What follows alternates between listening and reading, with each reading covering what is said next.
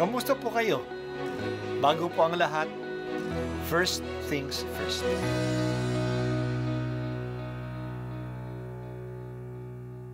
Good morning po. Sinisimulan po natin ngayon ang first things first. At dito po, tinatalakay natin sa unang bahagi ng umaga natin ay ang first readings na binabasa po sa banal na misa. Ito pong tinatalakay natin kasi madalas po kasi marami na tayong alam tungkol sa gospel readings. Pero konti po ang nagsasalita sa first readings. Pero ang first readings, bahagi din po yan ng Biblia, ng banal na kasulatan. Kaya susubaybayan po natin ang mga first readings. Basahin po natin at kuminsan kailangan ng basahin ng 2 o 3 beses bago maintindihan kasi hindi po tayo familiar sa mga istorya at sa mga kaisipan na tinatalakay dito. Ang pagbasa mula sa aklat ng Exodo. Noong mga araw na iyon, si Moises ay nag-aalaga sa kawan ng biyenan niyang si Jethro. Minsan, itinaboy niya ang kawan pabagtas ng disyerto at nakarating siya sa Horeb, sa bundok ng Diyos. Doon, ang anghel ng Panginoon ay napakita sa kanya, parang ningas sa gitna ng isang mababang punong kahoy. Kitang-kita ni Moises na nagliliyab ito, ngunit hindi nasusunog, kaya't nasabi niya sa kanyang sarili, "Katakataka ito, tingnan ko ngang mabuti kung bakit di nasusunog kayong nagliliyab." Nang lalapit na si Moises, tinawag siya ng Panginoon buhat sa nagliliyab na punong kahoy. "Moises, Moises." "Ano po iyon?" sagot niya. Sinabi ng Diyos, "Huwag kang lumapit, hubarin mo ang iyong sandalyas sapagkat banal na dako ang kinatatayuan mo. Ako ang Diyos ng iyong mga magulang, nina Abraham, Isaac at Jacob." Tinakpan ni Moises ang kanyang mukha pagkat natatakot siyang tumingin sa Diyos. "Naririnig ko ang daing ng aking bayan at alam ko ang pang-aaping ginagawa sa kanila ng mga Ehipsyo. Kaya't papupuntahin kita sa Faraon upang ilabas mo sa Ehipto ang aking bayan." Sumagot si Moises, "Sino po akong haharap sa Faraon at maglalabas ng bayang Israel mula sa Ehipto? Huwag kang mag-alala, hindi kita pababayaan.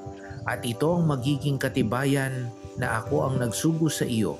Sa bundok ding ito, sasambahin ninyo ako kapag nailabas mo na sa Ehipto ang aking bayan," sabi ng Panginoon. Ang salita ng Diyos. Salamat sa Diyos. Pinakinggan ng Diyos ang daing ng mga inaapi. Nakita niya ang pang-aapi sa kanyang batang bayang Israel. Hindi niya sila pinabayaan. Kaya nagpadala siya ng manliligtas. Si Moises ang kanyang pinadala. Si Moises doon ay nananahimik na sa disyerto sa loob ng 40 taon na nandoon siya. Nagkaroon na siya ng asawa at ng 2 anak. Tinawag ang pansin niya ng Diyos sa pamagitan ng punong nagliliyab ngunit hindi nasusunog. O sisero si Moises. Lumapit siya rito at lumalapit pala siya sa Diyos. Tinawag siya ng Diyos at pinadala sa Paraon, ang hari ng mga Ehipsyano, upang iligtas ang kanyang kababayan. Siyempre, takot si Moises. May kasalanan siya doon sa Ehipto. Kaya nga siya ay nasa dayuhang lupain ng Madyan. Matanda na siya. 80 taong gulang na siya.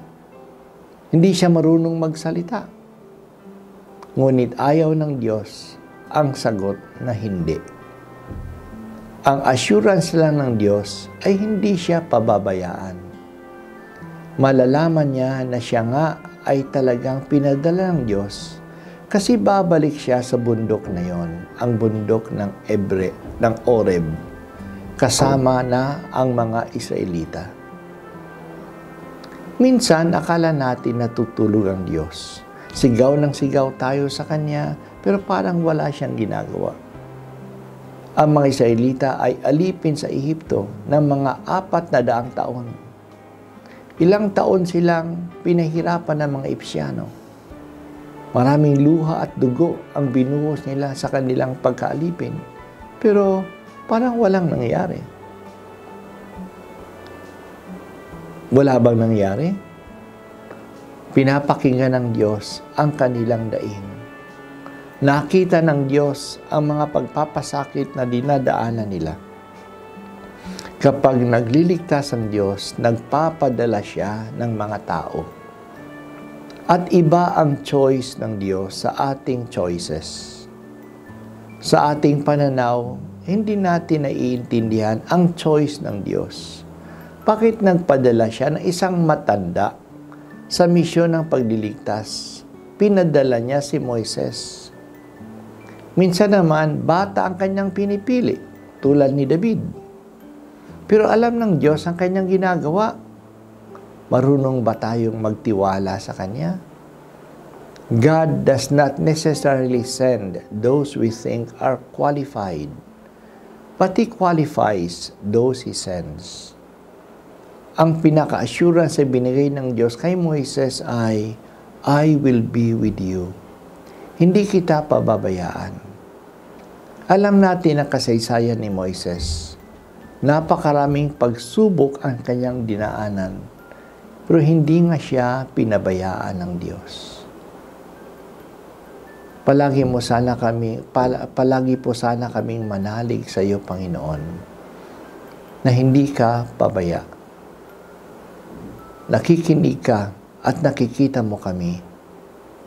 Let us be assured of your presence.